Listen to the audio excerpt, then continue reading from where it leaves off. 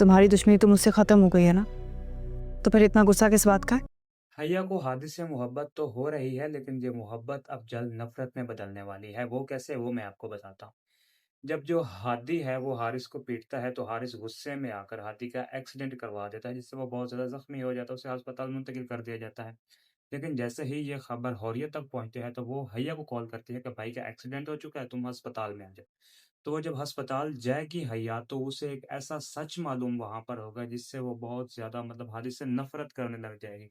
वो सच ये हो कि हादी की बहन की वजह से हैया का जो वालिद है, वो डेथ उसकी हो चुकी थी, वो मर चुका था। वो मरा क्यों था? क्योंकि फ़ौरन उस पर झूठा इल्ज़ाम लगाया था कि ये उससे निकाह किसने किया हुआ, लेकिन वो सदमा बर्दाश्त नहीं कर सकी और उनकी मौत हो चुकी थी। जैसे ही ये सच हैया को पता चलेगा, तो वो बहुत ज़्यादा हादी से नफ़रत करने लगी। साथ में आपको ये भी देखने को मिलेगा, जो हारिस है, वो हौरे को घर से निकाल देता है। वो कहता है उसके भाई के साथ उसकी लड़ाई होती है, तो वो कहती है अब तुम्हारे इस घर में कोई जगह नहीं, तुम यहाँ से निकल जाओ।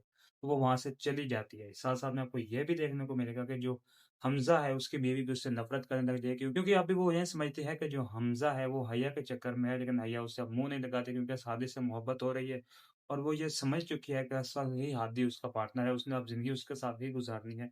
तो हमज़ा जो है, वो अपनी बीवी को भी यहाँ से खो बैठेगा और साथ में हैया को तो वो पहले ही खो बैठा है।